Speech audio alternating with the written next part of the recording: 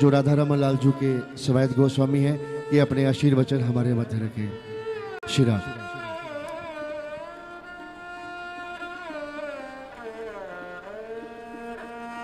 कृष्णाय वासुदेवाय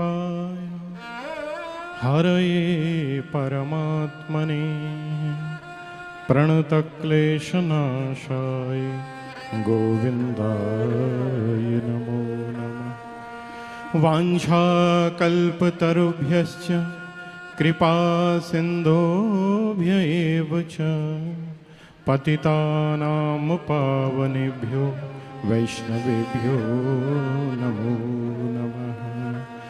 हरे कृष्ण कृष्ण कृष्ण हरे हरे, हरे राम राम राम हरे।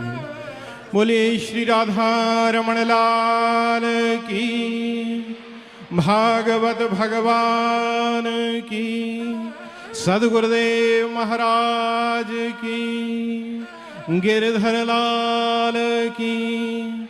जय जय श्री राम, जय जय श्री राधे, जय जय श्री राधे।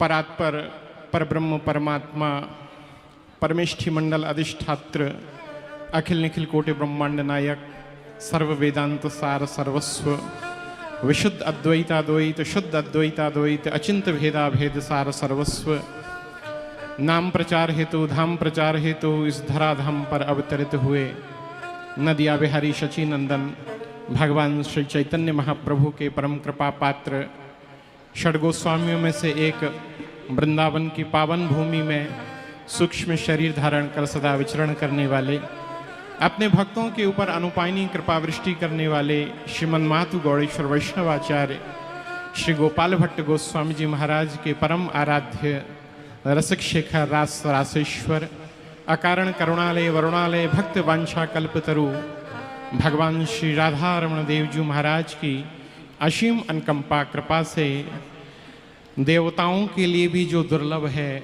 वह श्रीमद् भागवत कथा श्रवण करने का आपको यहाँ पर परम सौभाग्य अवसर प्राप्त हो रहा है। यहाँ इस समय भागवत के रूप में साक्षात श्री राधा रमण लाल ही विराजित हैं। सुंदर भाव से आप वृंदावन जाते हैं राधा रमण जी का दर्शन करने के लिए, बांके बिहारी जी का दर्शन करने के लिए, लेकिन कभी कभी ठाकुर की ऐसी करुणा परिवर्षित होती है कि भक्त उनके पास नहीं आता, कभी कभी भगवान ही भक्त के पास आ जाते हैं। और इस रूप में साक्षात यहाँ पर भागवत भगवान विराजित हैं। प्रवचन का तो समय नहीं है। हमारे व्यासपीठ पर विराजमान युवा हृदय सम्राट हमारे श्री इंद्रेश जी, जो अपनी अमृतमय वाणी से आप सबको सुंदर लाभान्वित करा रहे हैं, भागवत का सुंदर रसपान करा रहे हैं। अभी बड़ा दिव्य प्रसंग आपके द्वारा प्रकट हुआ, मीराबाई का पावन चरित्र आपने सुनाया। भक्तों के प्रेम में श्री ठाकुर जी कैसी कैसी लीला करते हैं। भगवान अहम भक्त पराधीनः, मैं भक्तों के अधीन हूं, ऐसा सुंदर भाव है। तो यह जो भक्तमाल कथा हम श्रवण करते हैं, भक्तों के जो चरित्र श्रवण करते हैं, इनका मुख्य प्रयोजन क्या है कि हमारे हृदय में श्री राधा गोविंद का प्रेम जागृत हो, आनंद जागृत हो।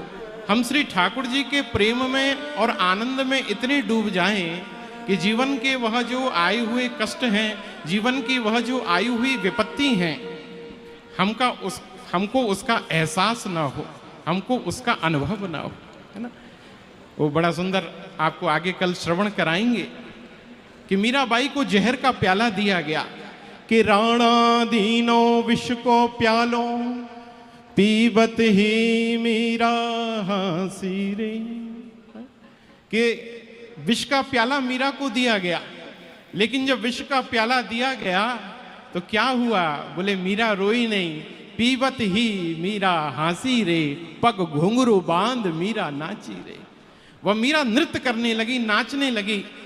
हमें जीवन में बड़े बड़े अम्ल तिक्त कटु कसाय, बड़े बड़े रबड़ी रसगुल्ले खिलाए जा रहे हैं, फिर भी हमें आनंद प्राप्त नहीं हो रहा, फिर भी हमारा भजन में मन नहीं लग रहा। लेकिन एक मीरा है कि उसको जहर का प्याला दिया जा रहा है और जहर का प्याला पीकर भी वो नाच रही है, वो नृत्य कर रही है।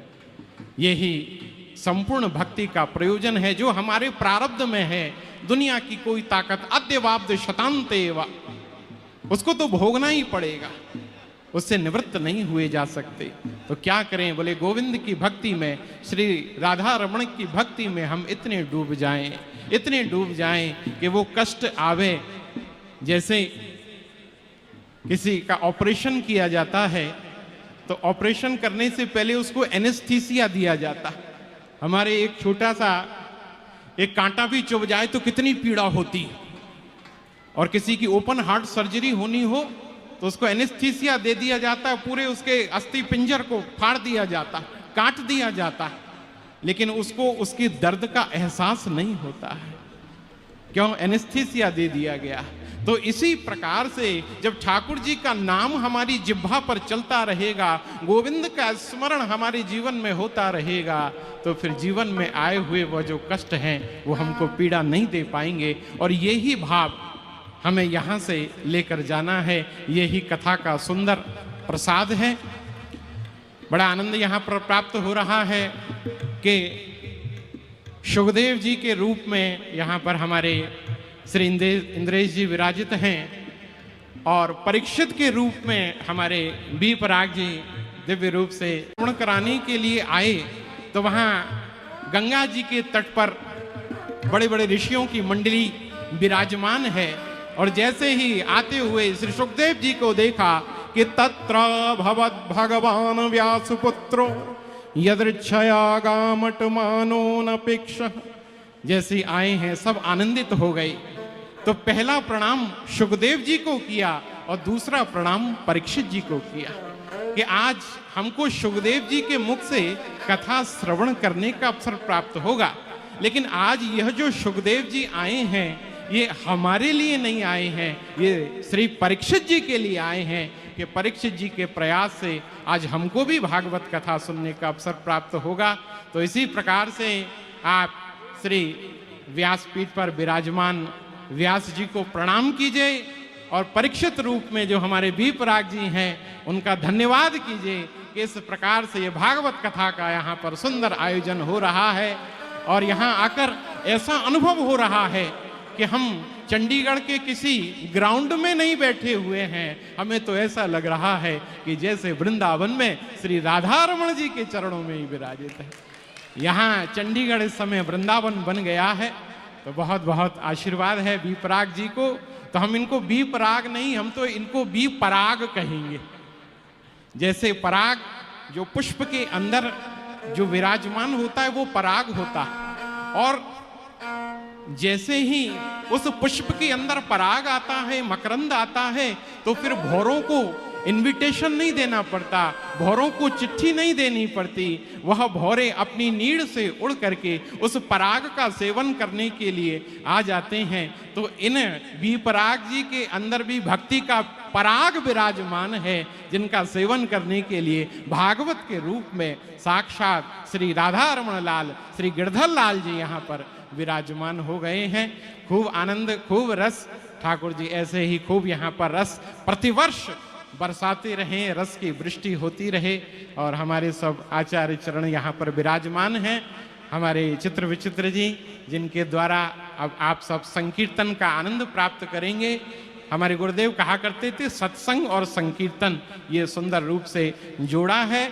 जैसे हम गरिष्ठ भोजन पाते हैं, फिर उसके बाद जरा टहलना पड़ता है, डाइजेशन के लिए कुछ हाजमोला लेनी पड़ती है।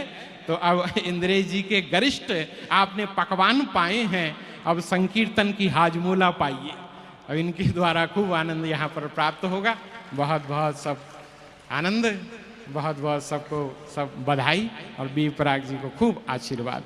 एक बार जोर से जय घोष करें, क्योंकि देखिए अगले सत्र में आपको जाना है तो ऊर्जा बनाकर रखनी है। आप तो हैं तो पंजाबी मुंडे हो, पंजाबियों का जोश दिखाओ।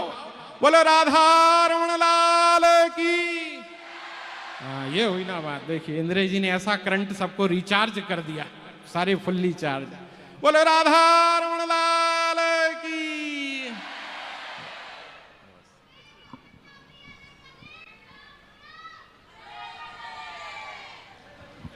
आज